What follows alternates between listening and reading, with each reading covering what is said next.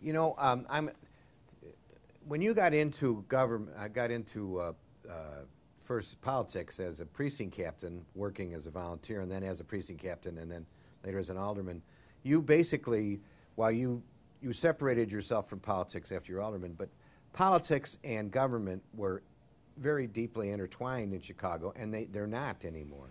Yeah, but you see, it was a different system. First of all, you had less high-rise buildings, and as much as the high-rise buildings were very important, it really hurt the political system in terms of politics, because it was so hard to reach people. Now, now you can reach them if you can get their email. See, and we had to write letters, but back in the older days, where you had single-family houses or small apartment buildings, the idea was the captain would come around, and naturally, it was a natural thing. There's, you know, somebody wanted something, somebody wanted trees cut. Now, we never said to anybody, look, if you cut somebody's trees, then they better vote for you, you know, that sort of thing. You hoped that they thanked you that way, you know, by voting or taking your recommendation, you know. And it was a housekeeping thing, you know. And I never, somebody asked me, said, well, the garbage wasn't picked up today. I never asked them, or I never took out a sheet and looked and see how they voted. You had hoped that by doing a good job, they would vote for you, you know. Well, when you were precinct captain, you knew what the tally was for your precinct. Well, sure, I knew what the tally was. What was your best one? And I tried to persuade people. I used to say, well, look, we did a good job. You know, you're a Republican. Can you give me some votes for the lower half of the ticket or something? I did that, sure, but it wasn't a requirement. You know, I never knew of anybody. I don't know what they're doing now, but I never knew of anybody that had the power and authority and said, look, you didn't vote the way I wanted, or you didn't vote, so you're not going to get any garbage pickup today. Well, I've never heard of that. You know, that wouldn't fly. You also never had that problem. Well, no, I never had that problem. I just never handled anything. The whole idea was a matter of goodwill. And besides, you can't, no matter how good a captain you are, you can't tell anybody who to vote for president. You can't. It never works that way. They're going to vote for whoever they want for president. But in other offices, you can... Maybe. You know, never. You know. If you went to a strict Republic, you know, the interesting thing, George Dunn always told me this story. He used to come in 1933, and that was the year I was born. But George told me in 1933, when Roosevelt was elected, he came in and he lost. His precinct was where Mayor Kelly lived, and that was East Lake Shore Drive. And that was all Republican, and they all voted for Hoover. I'll be. Huh? I'll be. Makes sense, sure. Well, you know. All right. I think that you've given us enough of your time, and we very, very much appreciate the time that you've given us. Is there anything? I gave you the whole book. You gave us the whole book. You gave us, I think, a trilogy. I don't know. It's been a wonderful experience. I've enjoyed it. People still say hello to me on the street, and I'm a happy person. I eat well. I took off weight. You got to keep your weight down. I've got a good internist, you know, and I've had some real laughs too. So I'll tell you one more story. Yes, one more story. George Dunn was kicked out of the Miami convention.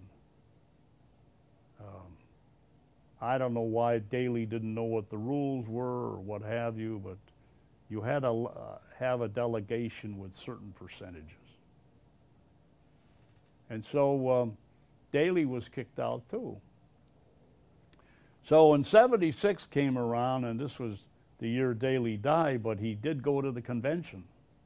I think Daley died about 3 months after the convention. Yeah, he died in late December, Yeah. 1976. Well, he was there. He was there in the summer, September, whatever it was, August, September. We were there. So George says, "I don't want." George was funny that way. George said, "I don't want to go. You go." I says, "Okay, but you got to take Lena." I says, "George, I'm not taking Lena." Lena.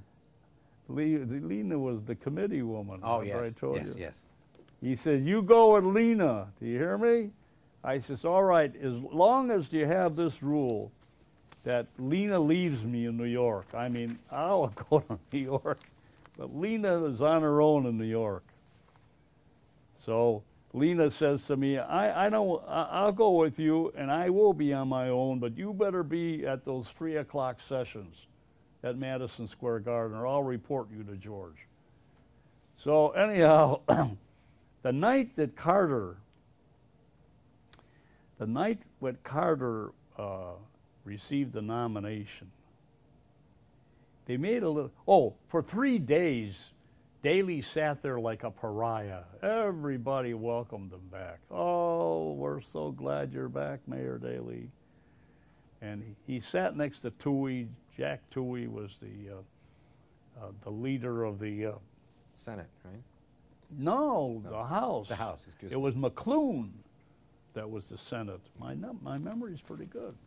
Anyhow, by the way, those are the 2 guys that made Madigan. Yes. But we're off that. We'll finish your story, though. Anyhow, so he sat there for 3 days, welcome back, and then the night that Daley was there, and the night that Carter was going to accept the nomination, they made a little path. See, and they thought he would come up to Daley and welcome him back and shake hands with him and everything. You know, and he went right by him.